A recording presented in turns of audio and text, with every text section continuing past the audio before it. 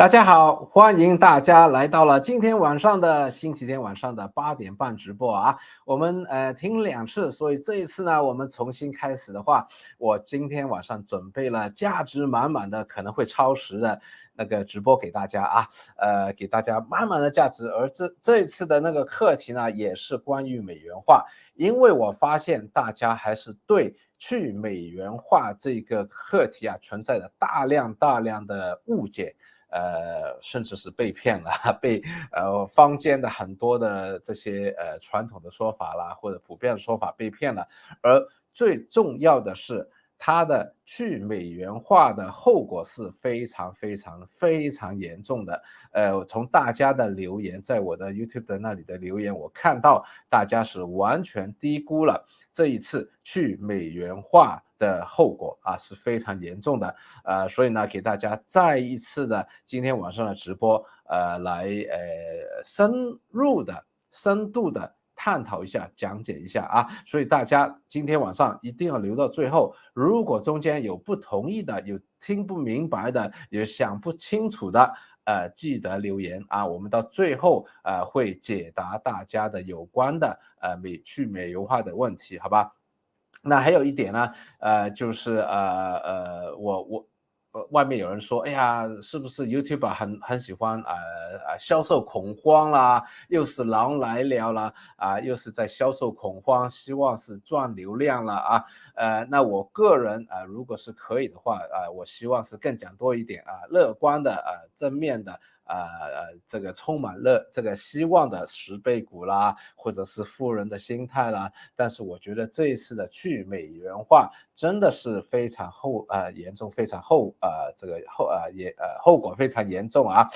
我其实不需要赚流量，对不对？我不是个 YouTuber，我不需要赚流量，我是个亿万富翁，收租收股息都已经够我一辈子用不完的钱了，是不是啊？所以不是为了这个赚流量所以呢，今天晚上真的是希望大家好好的听明白去美元化到底是什么事情，之后的后果有多严重，希望大家及时的、提早的做准备不是说一定会来，但是如果来的话，机会不少，而且现在这个时间点来的机会是越来越大，大家是提前做好准备，做好风险管理，好吧？那今天4月23号。是个特别的日子我的女儿的生日，她都没有出去吃饭，我们都没有出去吃饭在家里赶着给大家做今天的这个课题今天的直播的那个我刚才是做到8点钟而大家想不想听这个后果我在做的时候发现不是3大后果，是5大后果如果大家想听5大后果，不是3大严重后果的话，那在留言区写下有兴趣当然也是最好是把今天这个直播分享给其他的人，人数越多的话那我给我点支持和鼓励，对不对？那我也会讲的更多、更深入一点，5个严重的后果都讲给大家听所以我今天早上他们问我的时候，我还只想到3个严重的后果。后来随着我做这个功课的时候为大家做功课的时候，我发现这一次的后果真的是非常严重，不是3大后果，是5大严重的后果，所以大家一定要留到最后包括怎么去解决现在这个问题越来越严峻，我们如何去避开这一次的灾难，如何去这个自保或者是把握这一次的危机，转危为机今天都会给大家探讨一下所以呢，不是在这里卖恐惧，对不对？所以我的风格就是我把我看到的呈现给你刺激大家去思考。我相信大家的智慧，对不对？你不会被我瞎导的，对吧？你来听一听，认真的听一听，然后朝着我给你的信息、资料、data、数据或者是历史的一些事件我做了调研之后，这个你跟着我给你的线索去自己做研究大家都有智慧的，对不对？所以呢，大家有不同的看法，我当然是欢迎的啊，可以在留言区写下来。如果你是看重播的话，也可以在留言区看一看其他的人的一些留言啊，意见集思广益啊。特别是有时候你看到普遍的人啊，我也是看了留言之后看到普遍的人对去美元化，大多数人这个理解是错误的，或者是这个看到的是错误的啊。所以今天晚上是一个讨论，希望大家运用一下自己的脑袋，我给了大家一些线索，大家自己去挖，挖了之后自己去思考，你会发现我所说的5大严重后果可能会让你睡不好当然这个睡不好也是有价值的，对不对？睡不好之后，你及早的去探讨如何自保，如何做风险管理，好吧 ？OK， 那当然了，这里也是这个呼吁大家一下啊，我在 Facebook 有一个专业 Facebook 的 page， 在 YouTube 也有一个视频这个频道。通常呢，在 YouTube，我们会做完整的视频的上载，所以 Facebook 是看不到我完整的视频的上载的。然后我在 Facebook 经常也会分享一下我的生活啦，我最近去台湾旅游啦，或者是我对一些时事的看法啦，等等等等啊。所以我个人是写文章是写在 Facebook， 所以大家如果没有订阅我的 Facebook 的话，可以去订阅一下；如果是没有订阅我的 YouTube 的话，可以去订阅一下啊。大家记得找对账户我两个都是超过10万个订阅者的。现在真的有很多人用了我的照片，用了我的名字，用了我的图像好像还是讲财经讲时事的，那当然你想想看，人家要用我的脸，用我的名字。居心何在，对不对？肯定是骗人的啦。如果是任何一个真的是这个真心的给大家财商教育的话，那干嘛不用自己的名字，不用自己的照片打造自己的品牌，对不对？借用人家的头像名字，肯定背后是一个骗局。所以大家去订阅，早点订阅，你就会知道，哎，这是真的account， 真的账户，对吧？所以呢如果你还没订阅的话，赶快订阅我的 Facebook和 YouTube 两个都订阅，好吧？还有一点就是我不会叫大家进入任何的 WhatsApp 啦、什么 Line 啦、Telegram 的群组啦，也不会这个陌生的叫你去买一只股票，陌生人叫你买一只股票。我经常说，你没有学好股票之前，不要买股票你要学习。我是一个教育家，希望帮助大家把我的经验，把我总结出来的这个投资股票的整套系统，让你学会了你自己去做买卖的决定所以任何一个叫你哎呀买这个那个不是我所以大家不要看了我的照片名字就相信好像人家叫你买那个股票，你去买的话是被骗的，好吧 ？OK， 好，那事不宜迟呢，最近我其实是拍了几个关于去美元化的视频。这个课题其实我研究了还是蛮长的时间的我在去年的2022年的大家看到左边那张图是1年前，正好是1年前我拍摄了。当时为什么呢？当时是发生了什么事情呢？就是发生了俄乌战争开始，美国没收了俄罗斯的外汇资产所以我当时就说，哎，这次糟糕了，去美元化，当时还没有这个名字，对吧？我说这次美元已经开始迈向着崩溃的那个未来了所以我当时是推算出来的，对不对？我不是说哎现在听到谁都在讲了，我来讲美元化去美元化，我当时已经是推算出来了那其实我对美元这个课题的认知是更早了在2008年开始，当时开始量化宽松，我看到量化宽松之后对房地产的影响，所以当时呢我在2009年开始开课程，教人家量化宽松啦，印钞票啦，去买楼啦，也帮助了好多人达到了财务自由，甚至有很多人今天在教房地产的课程的，都是当时还在打工的时候来听了我的课啊，在马来西亚、新加坡、香港都有啊，所以那现在不要买房地产了啊，顺带一提，现在不要买，因为这个很多人来问我能够买房地产吗？背后有很多的复杂的因素现在不是要买房地产的一个时间点，好吧？所以呢，我不是听了人家说，哎呀，去美元化啦，我好像来卖一点恐惧，来拿一点流量，绝对不是这样的啊。那我最近也拍了2个去美元化，第一个是我拍摄了完了啊，拍摄完之后呢，马上的我就收到很多的留言啊。首先感谢大家的留言，大家花了时间留了言，我是感谢大家，因为你是花了时间的，对不对？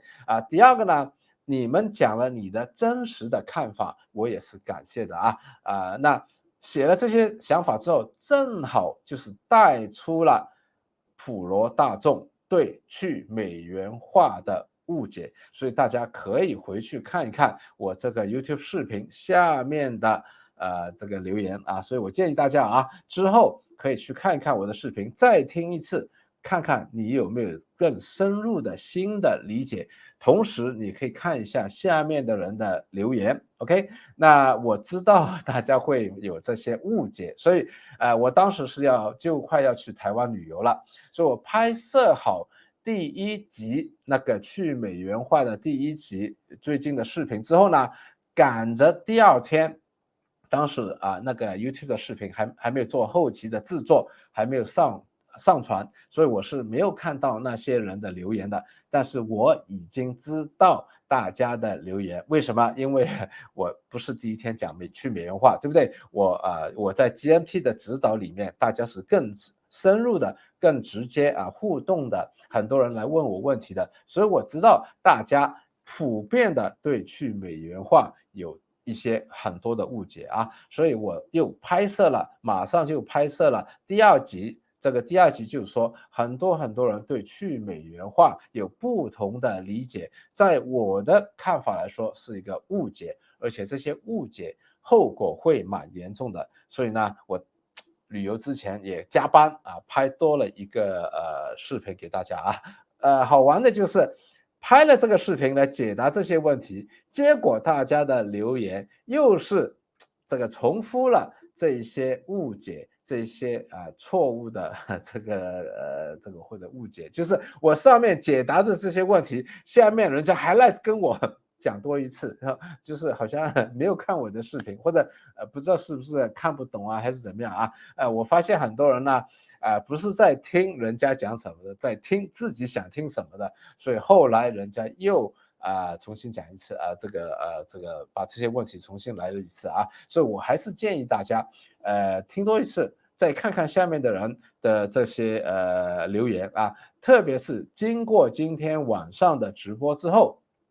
对去美元化有了更多一点点的了解之后，再回去听一下所以今天晚上我还会讲几个真相给大家。这几个真相我在做的时候，我发现真的是世界上没有人有讲的，世界上是没有人有讲的。今天晚上我讲给你听之后，我肯定你是第一次听的我肯定你是第一次听的你听完之后，你觉得我讲的对不对？你去思考一下，我讲的对不对？这个是外面你听不到的，但是你听不到，相信了一些错误的这个胡扯的，对不对？后果严重，好吧？所以呢，我们事不宜迟所以叫多点朋友来，好不好？所以也是一样如果你听了之后觉得，哎呀，真的是788没讲错真的是我从来没有听过麻烦大家，好吧？我帮大家做了这么多的研究，对不对？这个无私的奉献，我希望大家也是高抬贵手这高抬贵手就是你的手指点一下，点赞一下，还有更加重要的是分享到你的脸书，分享到你身边的朋友分享到你的脸书，第一个好处就是你可能是借花献佛，你是把我做了这么多时间的一个研究给了你的身边的朋友，可能帮助了你身边的朋友，以后他们会回来感激你的。第二个，特别是放在 Facebook 以后有 reminder， 每一年有个 memory， 对不对？有个 memory 啊，这个 reminder， 我相信以后你再来听一下我现在所讲的，外边没有人讲的，对吧？以后可能越来越多人讲，甚至发生了之后，你就会感谢自己今天把这个直播好好的听完，然后采取适当的行动，好吧？那事不宜迟啊，最近我到台湾去玩。台北呢，我一定要去几个地方的，对吧？台湾台北啊，第一个是中山纪念馆，第二个是中正纪念馆啊，所以我到了这个中山纪念馆啊，把回到今天这个直播的主题连接在一起。孙中山提出来天下为公，是不是啊？我们觉得天下为公是个好正常的一个 common sense， 天下为公当然不是属于任何一个人的，对不对？但是大家要想象一下，回到1911年之前，当时大部分的人1911年之前觉得天下是属于皇帝一个人的。事实上，以前天下觉得是属于皇帝一个人的，所以皇帝要大臣死，大臣不得不死，对不对？君要臣死，臣不得不死啊。皇帝要你的儿子去做太监，你的儿子就要被阉割去做太监，对不对？服侍他老人家或者少年啊。皇帝要你的女儿做妃嫔，你的女儿就入宫做妃嫔。皇帝要死了之后要妃嫔陪葬，那些妃嫔就要陪葬。所以在过去那个年代里面，全世界它的国土里面的所有的生命、财产、土地都属于皇帝一个人的，他可以抄你的家，他可以做什么，对不对？现在当然是难以想象的了，对吧？所以孙中山当时讲出来天下为公的时候，大家说他是孙大炮啊。有没有听过孙大炮这个词啊？大家说他是胡扯的孙大炮啊。当然那时候他还是有20年左右啊，冒着被满清政府后来的北洋政府要抓他啊，等等等等啊，他要逃到日本了，逃到美国了，经常逃来逃去的，对不对？所以大家看到当时的人想象不到后来呢，这中国人说，中国人没有皇帝的吗？中国人没有皇帝吗？对不对？甘心的继续被做奴隶做奴役，对不对？就像现在人说，人民币好吗？人民币背后是什么？对不对？美元还是很强啊，美元有武器啊，美元有霸权啊，我们甘心被美元做奴役，对不对？做美元的奴隶啊，这个是同样的道理，对不对？所以现在大家跟我说，人民币行吗？人民币背后是什么？人民币政府是什么？什么的人民币？这个逻辑是不通的，对不对？就像孙中山说中国要天下为公，不要有皇帝，你就说袁世凯好吗？对不对？孙中山好吗？谁们好吗？对不对？能没有皇帝吗？英女王好吗？这个对不对？美元再跌下来，不等于人民币要上去啊。就是举个例子啊，有一个配偶，她要跟老公离婚，你跟她说，隔壁那个小王好吗？隔壁那小王不好啊。你说，那个女的或者那个男说，我跟他那个配偶要离婚，是他不好，我要离婚，我们合不拢了，跟隔壁那个小王有什么关系啊？但是每一次人家就会说人民币好吗？人民币好吗？这个是没有关系的，对不对？美元最衰退，人家不要美元了，跟人民币好不好？有没有机会？这是没有关系的，对不对？那个女的要跟她老公离婚，那个男的要跟他的老婆离婚，跟隔壁那个小王有什么关系？我不一定要小王很厉害，对不对？这是完全两个不同的事情。但是人家说，人民币好吗？人民币好吗？对不对？所以我们看到当时的中国没有了皇帝之后，后来袁世凯做了一个民意调查，人家说中国要有皇帝啊，麻烦你做回皇帝啊，所以袁世凯是被他的儿子误导的，他真的以为中国需要皇帝，结果称帝，结果就导致人家去讨伐他了，对不对？还有张勋。都不是他做皇帝了，张勋还要冒着自己的这个生命的风险，带着军队把溥仪去伏批这个就是人的思维是很难改变的所以现在有很多人是不是美元不行了，人民币行吗？人民币行吧，是两回事情。OK， 好，还有最近经常有人来跟我说，美元后面有晶片都是台湾说的，对不对？都是台湾人说的，我不知道是只相信了哪一个台湾的人啊？美元真的晶片如果真的这么厉害的话，不如以后台币来做全世界的货币了，不要美元霸权了，好不好？台币霸权，好不好？台湾人以后不用工作了，只要印刷台币就可以全世界消费了。是不是啊？人民币背后以后也要台币了，美元背后也要台币了，那不是更好吗？晶片美元，哇，想象出来这个人的不懂经济，麻烦你帮我各位啊，我乐意挑战来做学术性的讨论，好不好？你见到哪一个 YouTuber 的 KOL 有讲晶片美元的，麻烦你把今天这个视频的直播的这个连接给他，好不好？我愿意跟他来做一个。公平公正啊，这个客观的学术性的讨论啊，不是人身攻击，是这个学术性讨论，叫他来跟我讲讲为什么晶片可以变美元晶片，晶片美元，这个是有点自嗨了，是不是啊？是不是叫自嗨啊？就像义和团可以刀枪不入，到最后残酷的真相是。打输仗了之后，是清廷把义和团拿去斩首的，去杀头的，对不对？要讨好这个外国势力了，要讨好八国联军了，把义和团出去啊！除了被这个八国联军打死之外，到最后还是被满清朝廷斩首的啊！所以不要自嗨，自嗨幻想啊，也有严重的残酷的真相的后果的，好吧 ？OK 啊，所以大家麻烦大家如果哪一个人再讲晶片美元的这个 KOL 不要个别的人士，我就没时间跟他对答了啊。那些有10万订阅者以上的订阅者的那些 KOL 再讲晶片美元的，麻烦大家把今天这个直播的链接发给他，邀请他来给我讨论一下，OK， 是不是 ？OK， 好。但是我明白大家美元能吗？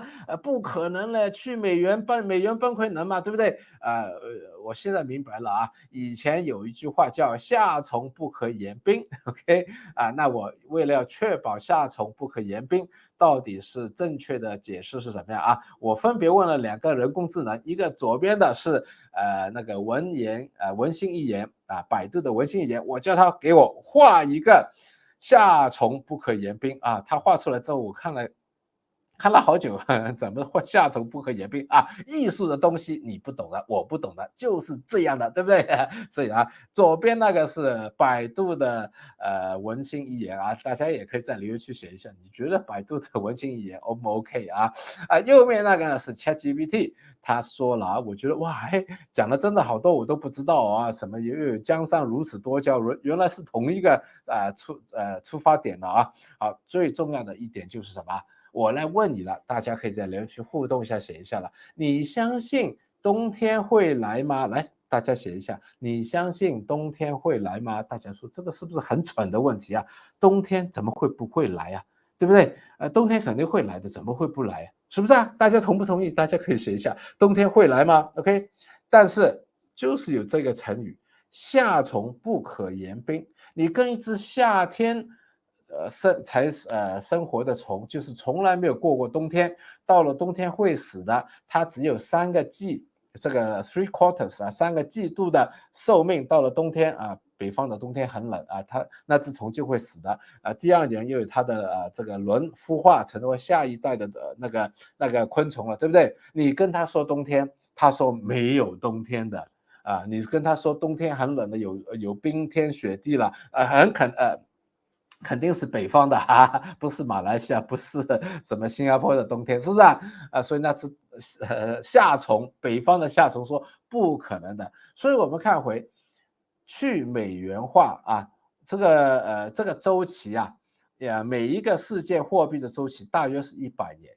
这个 Ray Dalio 做了一个非常好的研究这个我们要感谢 Ray Dalio 做了大量的研究，他看到差不多每一个周期都是100年，对不对？所以100年的话我们的人真的是，如果100年是个周期啊，就像春夏秋冬是一个周期，我们的人就像那只虫子了，对不对？我们的人的一生很少能够经历这个100年的周期，是不是啊？所以我承认，英镑做世界货币的时候，我还没生出来。对不对？大家哪一位网友在英镑还是大英帝国、英镑还是世界货币的时候，已经在这个世界上的，可以留个言啊，我请你吃饭好不好？我相信没有，是不是啊？要看身份证的啊，OK 啊，所以呢，这也是为什么大多数人觉得美元不可能的啦，美国有什么什么种种原因不可能啊，对不对？就是因为夏虫没有经历过冬天，觉得冬天不会来的，但是。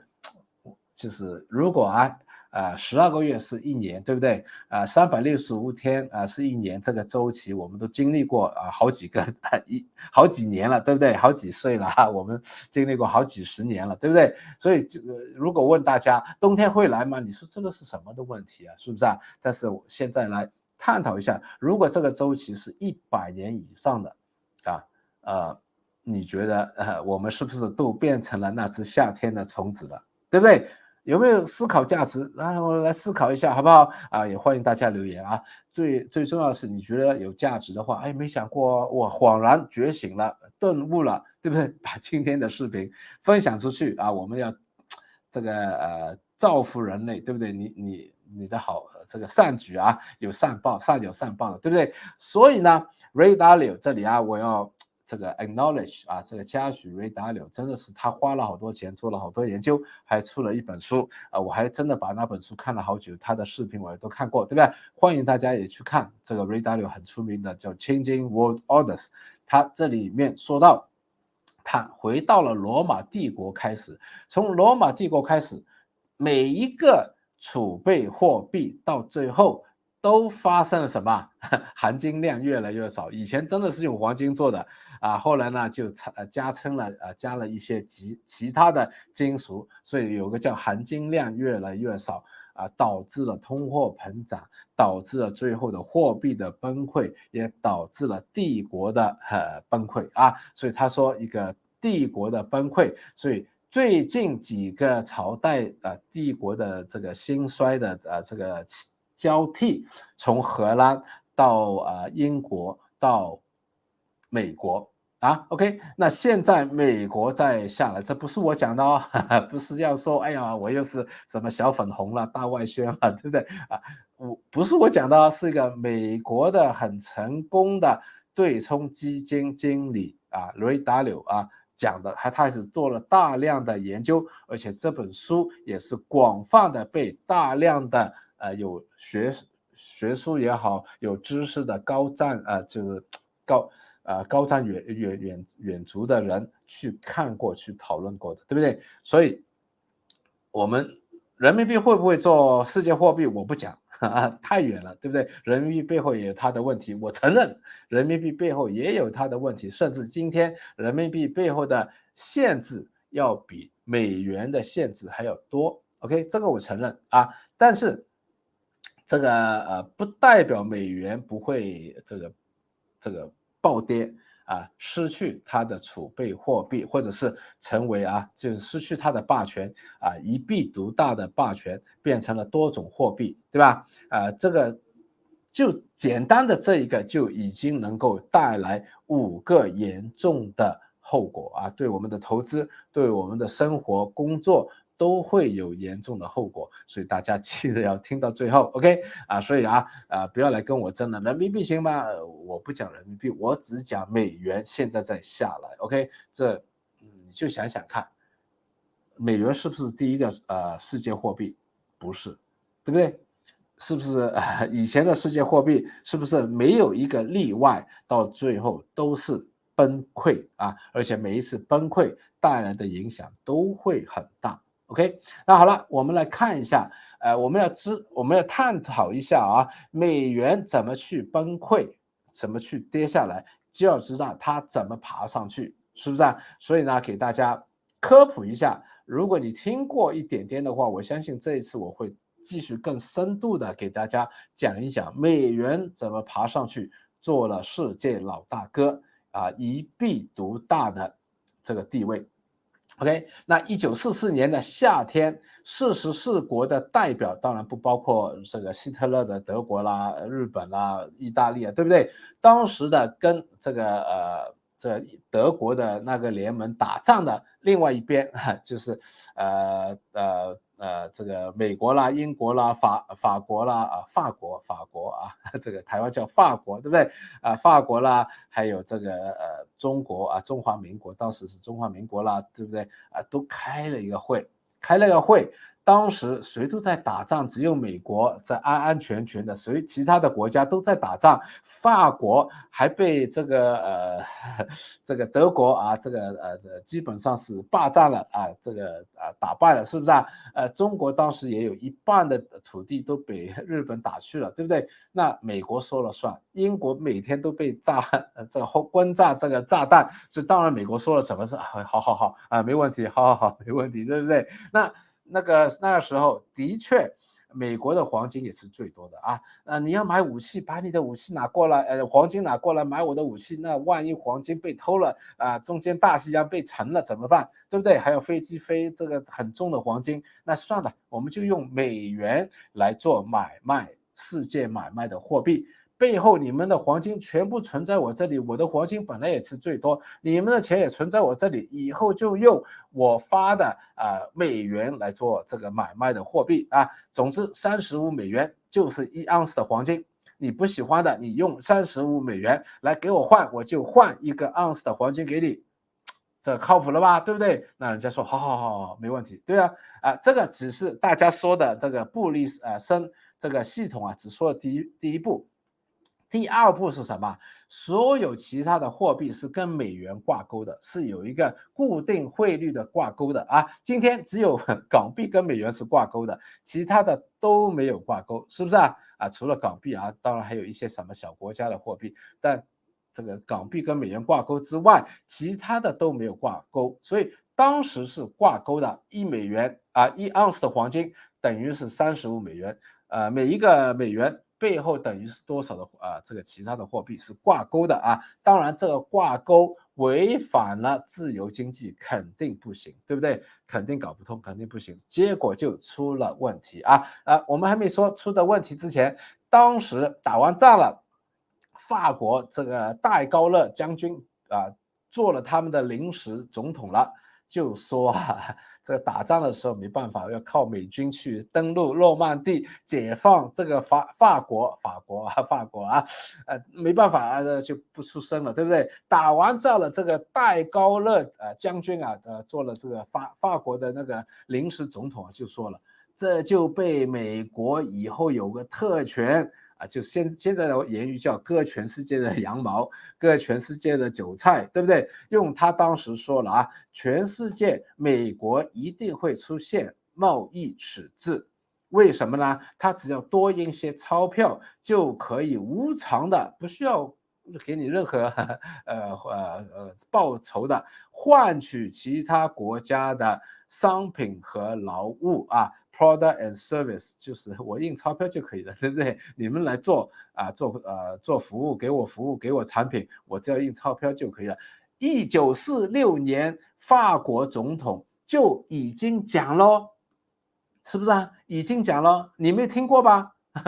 我也是最近才听到，是不是所以不是凭空七啪啪讲出来的，人家法国总统背后有研究团队给他的建议的，是不是好了，那我们要明白为什么这个美元做了全世界的储备货币，一定会使到美国有贸易的赤字所以我们阴谋论说，哎呀，美国人懒了，就印钞票就可以买全世界的货品了，干嘛要这么艰辛努力的去工作，是不是这是对的一半，另外一半今天开始讲好多的真相，你没有想过的真相给大家了所以大家如果听过，答应我一样东西好不好？我是做了大量研究的答应我一样东西好不好？如果你真的有任何一样东西是没有听过的，让你开了眼界，启发了你，觉得有价值的，帮我一个忙，把今天这个直播分享给你身边的朋友，或者分享到你的 Facebook， 好不好？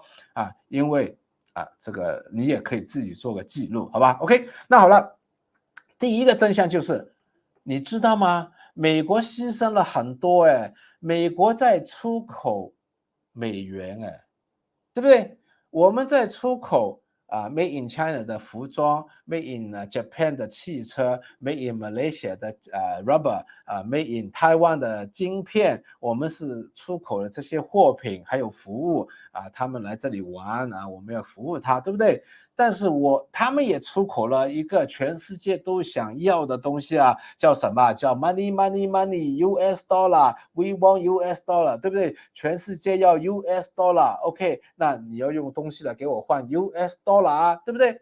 所以我们是很乐意的，谁给你 US dollar 就是你的老板my big customer， 我的大客户，给我几百万、几千万、几个亿的订单的大客户，是不是大客户我们要怎么样服务他？像上帝一样的去服务他，对不对？他出口了一样东西叫美元美钞这是全世界人都会 money money money， 对不对？哇，这个许冠杰有情，对不对？我们都喜欢money money money，it's a rich man's tool， 对不对？我们一看到美钞就眼睛大了，我们要那好了，我们用什么来换美钞？那就是全世界的资源、服务、产品我们有没有换过来想一想？美国是印刷了非常漂亮，全世界都要的美钞明白吗 ？OK， 所以全世界因为它做了美元做了储备货币，美元变了全世界都想要的东西特别是打完战之后，一个国家穷得要命，它需要怎么样来发货币因为它的货币背后就是美元嘛，对不对？它有多少美元，它可以发多少货币。我们知道货币供应越多，这个经济越活，这个国家又越繁荣，是不是所以全世界的国家，你想想看，46年到71年美元跟黄金脱钩之前，46年到71年，全世界的国家，当时的国民党政府啦，后来的日本政府啦，对不对？都想要钱来振兴经济，要钱的话，背后要有美元曾经的国民党背后不够美元，就超级通胀来了，他滥发货币就超级货币来了，所以他之后学到，不能这样做，我们用多少货币印刷多少货币，背后要有多少美元，不能乱印钞的要不然49年的时候，中国的那时候那个通胀非常厉害，就是国民党乱印钞票，对不对？所以背后所有国家都要，那怎么能有美元要出口赚外汇，对不对 ？By the way， 大家学到东西可以在留言区写下来，我们一会儿在这个弹幕里面打出来，我们做个记录，好不好？所以所有国家要出口赚外汇，对不对？要鼓励生产啦，鼓励大家来这个出口啦，要出口赚外汇，赚了外汇之后国家也想要。政府也想要，企业也想要，老板想要，打工仔也想要，要什么？要钱吗？大家是不是一辈子都想要钱什么东西是你最想要的？要钱所以你的港币、台币日元背后是什么？是美金。所以全世界都要美金，你不要说美国什么骗你啦，全世界都要美金，那他就印刷美金给你。不是很好的东西吗？对不对？所以你不要说我是什么小粉红大外宣我说是全世界苦苦哀求你给我个订单，把美元送到我这里，我给你货品。大家要明白这点，是不是所以呢，美元做了全世界的货币，既然全世界的经济在膨胀，经济膨胀了，货币的需求是不是多了？这个是正的关系positive relation 对不对 ？relationship， 你的经济有多大 ，GDP 有多大，背后的货币就要有多大，背后的货币就要多大，就要有多少的美元在背后支持。因为你本国的货币背后是美元，所以随着这个东南亚的经济好啦，欧洲的经济好啦，大家都需要更多的美元，才能够有更多的本地货币。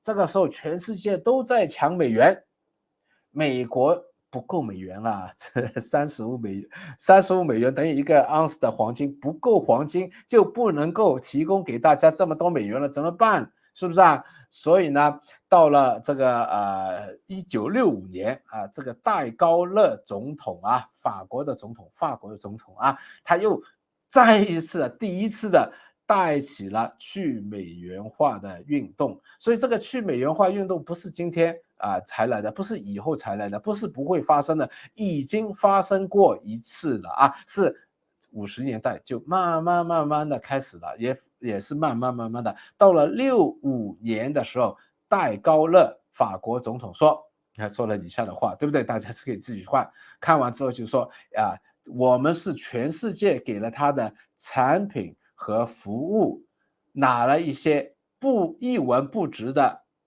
废纸worthless piece of paper， 一文不值的废纸。所以他当时说，既然35美元可以换黄金，我把所有的赚到的美元给我黄金，我要带走。他甚至说我怕你不给，我派法国的军舰到美国那里把黄金运回来，这是我的钱是不是？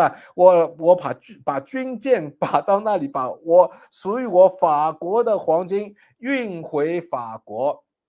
所以当时其实这个1958年就开始了。当时呢，已经是大家都要黄金嘛，对不对？大家就要黄金，所以在伦敦那时候，黄金已经是涨上去了我们看到那时候跟之后不一样那时候国家出口了之后赚了美元之后，他们是要投资黄金的。现在美元是投资美债的 ，OK， 当时是投资黄金的所以呢，当时黄金的价格就上去了，因为人家赚了美元，不是去买美债，当时美国也没有那么多的赤字，不需要美债，对不对？所以人家赚了钱之后就要买黄金，黄金涨到了41.5美元一个盎司。By the way， 今年是2000今年是2000，当时已经涨到41.5美元，在伦敦交易的。那个时候就像现在的套利差交易，对不对我们在香港利息低一点，日本利息低一点，我们把资金跑到美国去买美国国债，利息高一点，做这个利差交易。当时是反过来，既然在欧洲伦敦的黄金是41.5美元，我是不是美国说是35美元嘛，对不对？他保证我是35美元等于1个盎司的黄金嘛，那肯定黄金不够了，黄金不够，黄金就要上去了。黄金上去的话，你35美元是一个不合理的一个价钱了，对不对？全世界钱越来越多了，黄金不够吗？这是经济的定律嘛？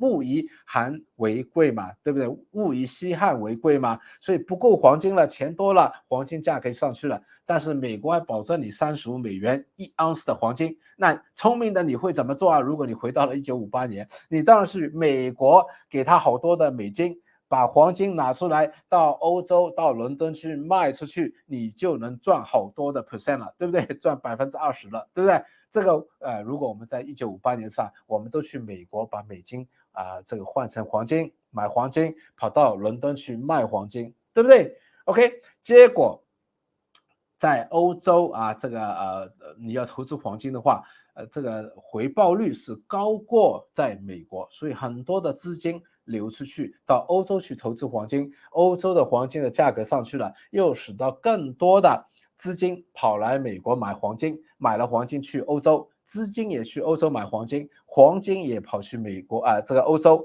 卖给那些投资黄金的人，所以这一次是第一次然后呢，美国当时在打越战，财政赤字非常高，现在支持俄乌战争，当时打越战，这个财政赤字非常多，它一年的财政赤字是200亿美元，今天是很小了，跟今天的比较是很小了，当时是200亿美元很大了，对不对？它当时一年的赤字是200亿美元，剩下的黄金只有200亿美元，也就是说用多一年就完蛋了，没有了。OK， 那怎么办？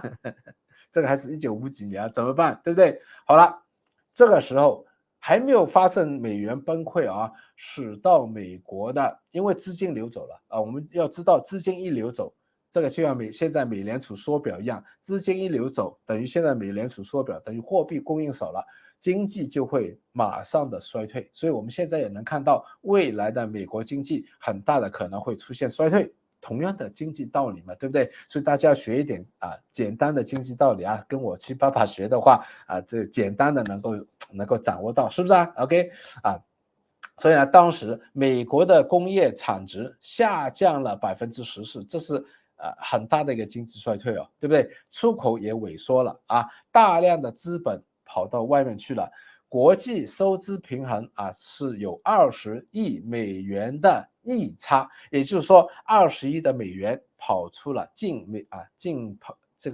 差有些进去，有些出来有20亿是跑出来的多过跑进去的所以呢，当时出现了第一次的美元危机，美国去美元化要崩溃了。OK， 那这个时候有一个叫特里芬困境 （Triffin Dilemma）， 特里芬困境，给大家也科普一下了总结来说就是说，美国因为储备货币之后，它要出口大量的美元，所以一定有大量的贸易逆差。因为贸易逆差不是衡量你出口了多少美元，它是衡量这个美国进口了多少的货品有多少的美元出去了 ，OK， 所以有多少美元出去，进口了多少的货品，这个贸易逆差就是长期的会发生结果就是美元一定会贬值，这是一定会贬值 ，OK， 但是一定会贬值呢，大家又要黄金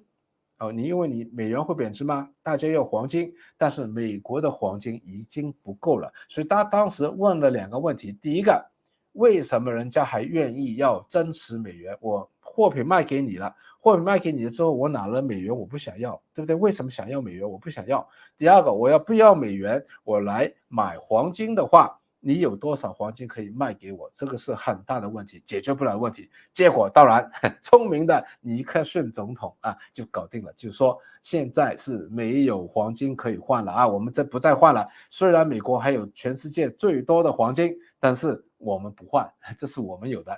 你拿美元来，我就给你换美元，对吧？你拿100块美元来，我就给你换100块美元，其他的黄金没有了 ，OK。所以以后这个金本位就没有了OK， 那好了，现在又有另外一个误区叫 petrodollar当然呢，1971年之后，美元是跌了好多，通胀也上去了，对吧？我的视频里面也解释过美元跌了很多，通胀也上去了，经济也不好了，滞胀也发生了，对不对？1974年的时候，美元支撑了变成了这个石油美元因为沙地阿拉伯说我只收美元来卖石油，对不对？好，所以这个以后叫 petrodollar其实这也是个骗局了，误点了。你想想看，全世界这么多产品卖给了美国，赚了这么多的钱，都需要买石油吗？不需要买石油的，这是不是不需要买石油的？这个石油美元是拿来骗傻瓜的。当然，全世界人都被骗了美元背后可以买石油那好了，我就收美元了，对不对美元背后可以买石油所以我就收美元了，对不对？这是个骗局你想想看，全世界赚了这么多美元，全部去买石油，石油够买吗？第一，不够石油来买，不够石油，你这么多美金买不到这么多的石油，对不对？第二个，全世界不是唯一要买石油的了，根本不需要这么多石油了。大家想想看，对不对？听得明白情况还是把今天的视频唤醒更多的人啦，不要再受骗了。OK， 什么美元这变成了 petrodollar， 所以美元的地位又回来了。所以你听懂这一点的话，根本不可能以后美国拥有最先进的晶片设计，以后是晶片美元，废话啦。你要买多少个晶片这个晶片不会过时吗？不会淘汰吗？你要买多少个晶片全世界把美元去买晶片不要再受骗了，好不好？我只发现台湾人才这样说的，是不是？不要自嗨了，好不好？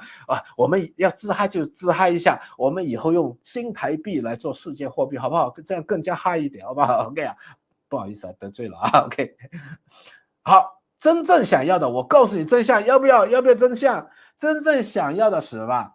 你们有什么梦想？美国人满足你的梦想，那满足你的梦想之后，美国就继续大家互相这个你想要的我给你，我想要的你给我，是不是啊？这不是互惠吗？对不对？这个世界上所有的合作都是要互惠互利的，对不对？所以美国人想要什么，你满足他；你要什么，美国人满足你。这样的话就互惠互利了，对不对？你喜欢被割韭菜，他就割你韭菜，这是你这个周瑜打黄盖，对不对？周瑜打黄盖，一个爱打一个就打他，对不对？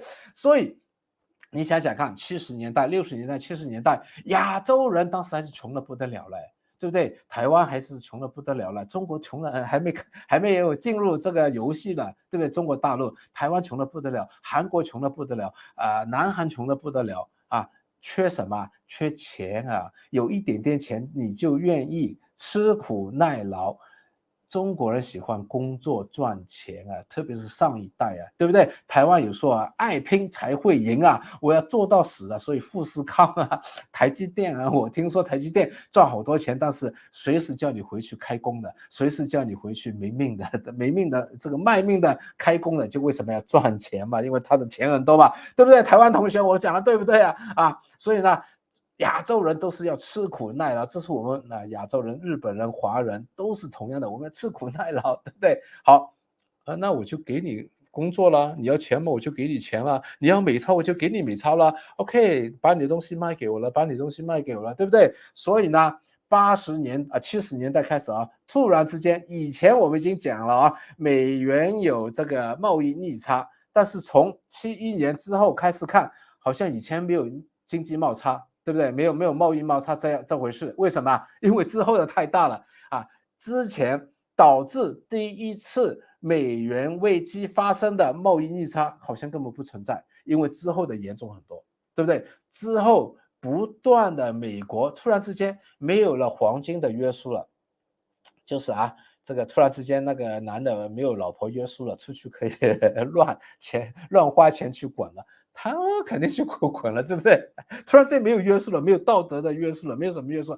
突然之间美元是没有黄金的约束了，他就印钞票了，是不是？你要工作，我给你工作啊，我出口美元啊，反正我出口美元的成本很低啊，对不对？好了，全世界很开心啊，美国很好啊，对不对？有了日本的奇迹了，有亚洲Asia Tiger 四小龙，亚洲的我们香港人都曾经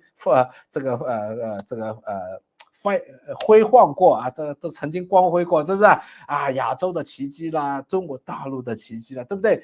都是靠出口。哪一个亚洲国家不是靠出口繁荣的？哪一个欧洲国家不是靠出口繁荣的？出口到哪里？最大的市场美国了啊！出口赚什么？赚外汇了。外汇是什么？美元了。所以我们要感谢美国在过去几十年印了很多的钞票。使到台湾繁荣了，使到日本繁荣了，使到韩国繁荣了，所以他能给你繁荣，他也可以 take it away， 把那个繁荣给下一个，对不对？对不对？日本太贵了，韩国了，韩国太贵了，中国大陆了，对吧？日本太贵了，台湾了，台湾太贵了，中国大陆了，这个现在中国大陆太贵了或者是怎么样了，他不喜欢了。对吧？用种种的原因要去中国化，给这个印度了，给这个越南了，是不是啊？这个掌控权在美国那里啊，OK， 明白啊 ？OK， 当然现在这个后边那些已经看到全面的日本死掉了，谁死掉了，谁死掉了，所以中国现在不干了，不干了，你不要我给你对抗了，你要明白这一点。为什么现在美国要针对中国，背后是有原因的，对不对？所以你不理解这个真相啊，你到最后就像日本给玩匀了，这个这个完蛋，就给人家这个就是什么，他包养你。但是你老了，他就要另外一个年轻的小姑娘了这个我打个比喻这个非常不正确的比喻但是你老了，他要下一个了，对不对？日本老了，他要韩国了，台湾了，韩国台湾老了，他要中国大陆了，现在中国大陆不要了，他不要你的时候，总会给你一个理由的啦，这个不好那个不好，对不对？今天他指责中国的所有东西，我在1980几年的时候全部在美国看过。怎么日本又怎么样了？日本又怎么样？现在换一个名字，日本变成中国大陆，就是这么样。OK， 所以呢，中国人、亚洲人、日本人、台湾人，除了喜欢工作之外，还喜欢做什么？现在好多的台湾的人来问我啊，哎呀，美国债券好不好啊？台湾好像特别喜欢买美国公债啊，对不对？我就知道台湾好多的我们的 GMT 里面有好多的台湾的同学来，美国公债能买吗？对不对？我不知道为什么特别喜欢买美国公债啊。好，既然你们要买美国公债，亚洲人喜欢投资嘛，对不对？又要安全的投资。低风险的投资，那美国就设计给你们安全的、无风险的美债投资，是不是？美国真的是很为我们着想啊，是不是？我们要什么他就给我什么，真的是真的，那不要再被骗了，是不是啊？我们就是这样，我们要投资嘛，其实他们给我们投资，我们不要风险啊，要安全啊，他就给我们美国国债来做安全的风险，所以真正支撑美元的真相啊，这告诉大家真相。你想一想，不是买石油啦，全世界哪里有这么多石油可以用美金来买的，对不对？全世界我出口了之后赚了外汇，赚了美元，赚了什么？我全跑去买石油啊，石油都来不及开采了，石油都不够石油给我买了，对不对？好。你们赚了外汇出口给我了，有了这些美元，没有地方去怎么办？我给你美债市场，我有财政的赤字，我有贸易的赤字 （trade deficit），这个 fiscal deficit，我们有赤字，我们需要美元。好了，你刚刚发了货给我，收到了我的美元，哎，我现在给你美债投资，你看美国多好啊！对不对？不光是给了我们工作，让我们赚了钱，还让我们之后可以投资美债，把我们赚来的钱可以再投资。哇，真的是拍手拍手拍手拍手，对不对？所以我们现在看一下最大的美国债券的持有人是谁啊？第一个是中国大陆，第二个是日本，对不对？好，美债是什么？我们要搞懂美债是什么，因为美元背后是空气，美债是什么？所以大家今天是不是价值满满？不要再被骗了，没有石油美金的，没有黄金美元，就是没有 gold dollar 没有黄金美元，没有石油美元，更加以后不会有晶片美元。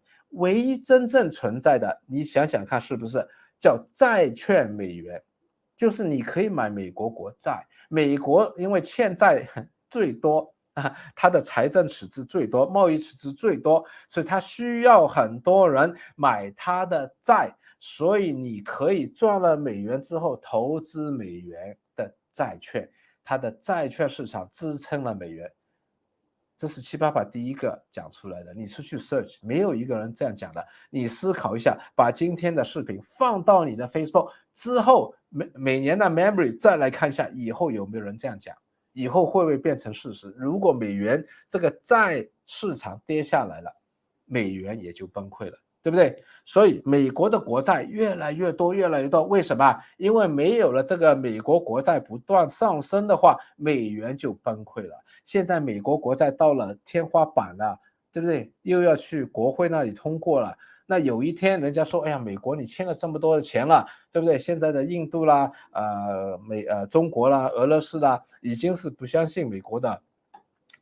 如果人家不买美国国债了，或者是贸易不用美元做结算了，贸易不用美元做结算，就不会来买美元债券，是不是？我都不赚美元了，我赚人民币了，我赚所以巴西如果赚了人民币了，跑去中国买人民币的货品，非洲赚了人民币了，跑去中国买人民币的货品，它是买货品的，对吧？美元背后没有东西，只可以买美债，收了人民币可以买 Made in China 的东西，真正的贸易平衡贸易明白大家要明白这里当然在中国是买你的资源，然后你买它的 finished product，真正的这个贸易出来的，对吧？那干嘛我要出口我的货品去换美元？美元唯一一个就可以买债，买债是最稳本的，香港叫稳本骗局。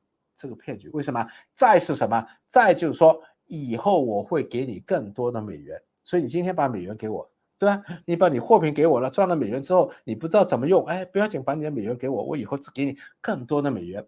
那你以后问我要更多的美元，我没有美元怎么办？我再印一点美元出来啊，再问你买多点产品，你再买多点产品，是不是就多点美元了？多点美元了，哎，来买我的债，买我的债，我就可以还你旧的债了。对不对？所以他要不断的有贸易赤字，有了贸易赤字，大家就有了美元，有了美元就要买美债，有了美债，买了美债之后，他就可以还上一次的美债，这不是金字塔游戏吗？这不是庞氏骗局金字塔游戏吗？对不对？他要靠以后的新的会员的钱来付旧的会员的这个本金加上利息。是不是啊？虽然他给你的利息不多，一般庞氏骗局是给你的所谓的告诉你啊，这个答应你的承诺的回报很高啊，他给你这个承诺的回报很低，所以可以这个庞氏骗局可以玩多一点时间，慢慢玩，对不对？你以后说，哎呀，我要把这个债券拿回来了，本金拿回来了，他的钱哪里来？要不就印刷出来的，要不就是新的人买他的债券的，是吧？所以这就是我印美元买你的东西，然后你把你的手上收到的美元来买我的，对你以后给你更多美元的承诺啊。那我以后给你更多的美元这个承诺不要紧，相信我，因为我有能力印更多的美元，和你以后还会继续给我更多的美元。这不是个金字塔，听得明白这个逻辑吗？你还相信他？你还辛辛苦苦的把你一辈子的青春工作去 money 讲到钱哦，是不是啊？大家想想看，在人生当中，我们身边的人最想要什么？最想要不是 iPhone 啊，最想要不是什么钱啊，最多人想要的是钱啊。所以美国就给我们钱啊，给我们政府钱，我们政府可以给我们钱啊，我们就可以去赚钱了。OK OK 啊，赚钱有更方便、更好的方法啊，所以只要越来越多人看到这个骗局之后，5大严重后果。我本来只说3个，现在有5大严重后果。第一个，这个他出口的美元，对不对？人家买了美元了，后来发现这个美元背后是空气，退货，这个是可以退货的。对不对？你买了东西之后，发现它没有功能的，它的功能没有的，只有空气的，退货。所以这个退货的时候啊，不限什么20天、30天的，你随时可以退货的。当这些美元回到了美国的这个市场里面，这个美国钱不是突然之间多了很多啊，钱多货品少，发生什么事情？喷泉式的暴涨的 hyperinflation。这叫 hyperinflation， 超级通胀，因为它是50多年的全世界浮游的美元一下子回去超级通胀。那超级通胀下一个要发生什么事情？肯定要加利息啦！现在5%的这个通胀，美联储已经加息加了，人家银行破产了。如果是所有美元回去，这个超级通胀加息加到，不要说银行了，好多公司都要破产了，对不对？好了，加息之后，债券啊，我这个债券是倒过来的啊，看外面那个债券的图是倒过来的啊，债券崩盘，因为债券如果你通胀上去，债券就会跌下来，利息上去，债券价格就会跌下来，这个债券是崩盘崩的不得了啊！普遍的那债券崩盘，股票也会崩 ，OK 啊，利息上去，股票也会崩 ，OK， 所以我们要这严格的去找十倍股，要找一些不受经济影响、不受这个利息影响的，靠它的成长非常快的十倍股。为什么要说十倍股？就是很难要找到一个它是超级的游泳冠军，以后是逆流的游啊，以后这个潮流啊不是 American tailwind 了，不是顺风了，是逆风啊，是 headwind 巴菲特说的是 American tailwind， 对不对？那以后是这个 headwind， 你要找到一个超级成长股是逆风还能够游上去的，这个就是我跟大家说的10倍股，对吧？好，债券市场会跌下来，美国会大萧条，美国会大萧条全世界会大萧条，不是美国啊。为什么会大萧条？因为支撑全世界经济繁荣这么多年了，就是美国印钞票了。我们不要把所有美国印钞票变成割大家羊毛韭菜的坏人了。我们享受了这么多的经济繁荣、出口增长这个什么经济奇迹，就是美国在印钞票啊。当有一天它不能够再印钞票的时候，是不是不能够进口这么多了，不能够进口这么多，是不是所有的国家的经济都会下跌啊？你想想看，简单的逻辑解释给你听了，不需要一个经济学的学士的 degree 吧，文凭吧，对不对？想想看这个逻辑，对不对？所以美国不能买东西了，全世界包括美国，包括中国，全世界经济大萧条，包括台湾，包括马来西亚，包括香港。OK， 好。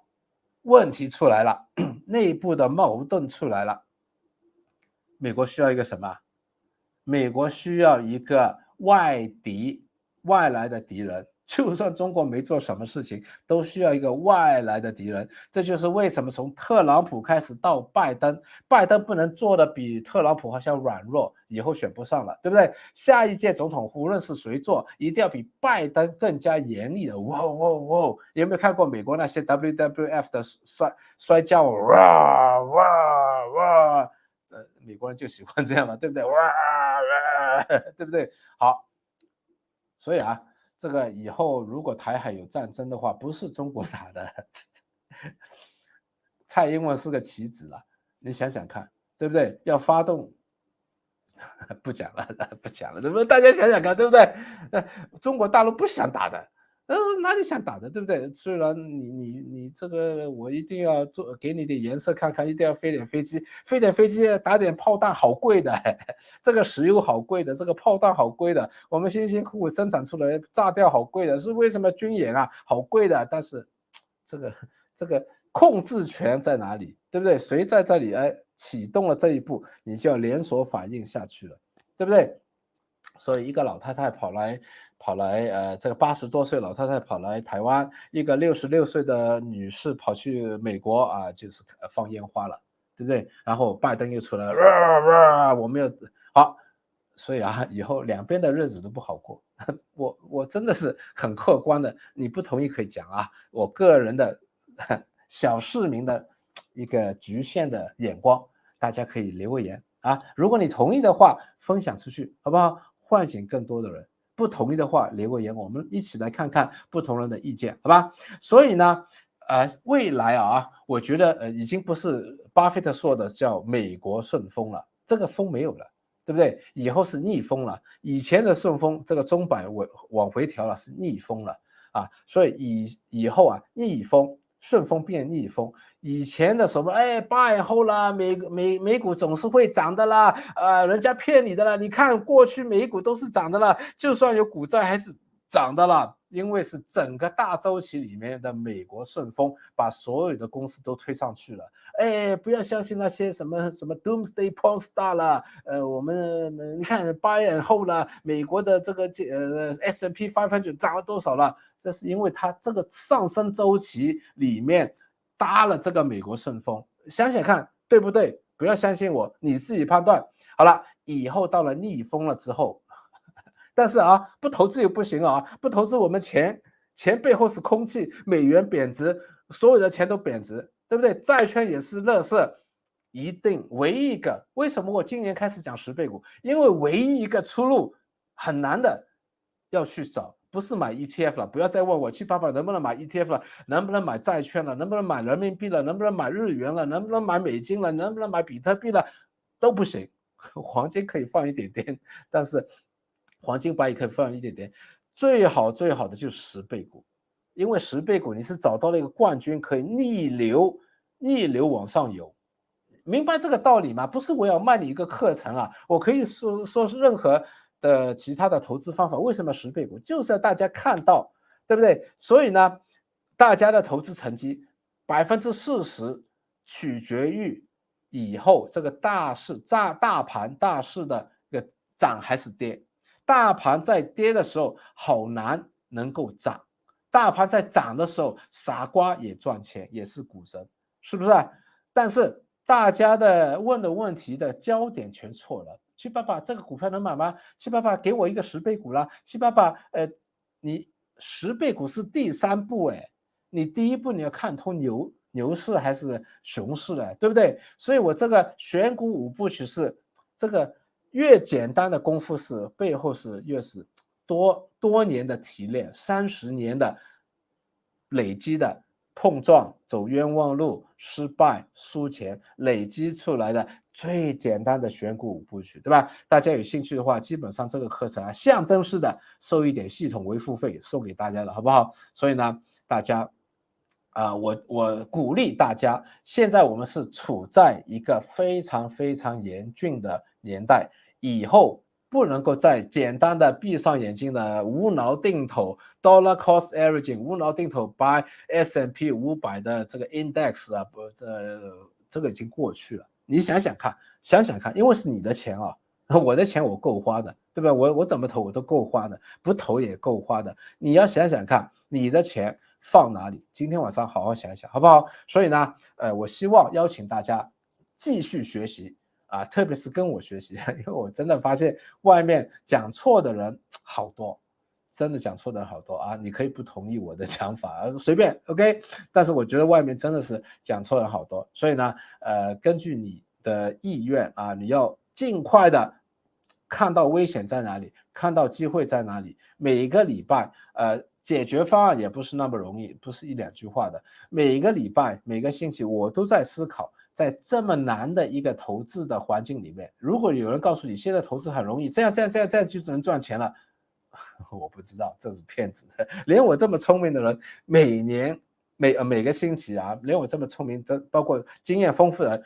每个星期我都在思考如何在这么艰难的一个环境里面，可以让我们的财富继续滚雪球啊！所以我每个星期把我的心得、想到的、看到的，还有针对同学的错误的观念，在 GMT 里面跟大家每个星期大约有3到4个小时，这个规定是2个小时，我每个星期都是超额的啊，所以有一天如果我2个小时的话，不要来说，哎呀怎么少了，因为规定是2个小时啊，保证大家是2个小时，对吧？我通常都有4个小时以上的一个 bonus 给额外的给大家啊，付出价值。你要，哎呦，我要免费免费也可以看我的视频，好吧？真正的我的视频认真的看几遍，外面讲错的人很多。包括今天的直播看几遍啊！看的时候，如果觉得有价值的，麻烦大家分享给大家，这就已经是当付费了，好不好？这样你的分享就变成了免费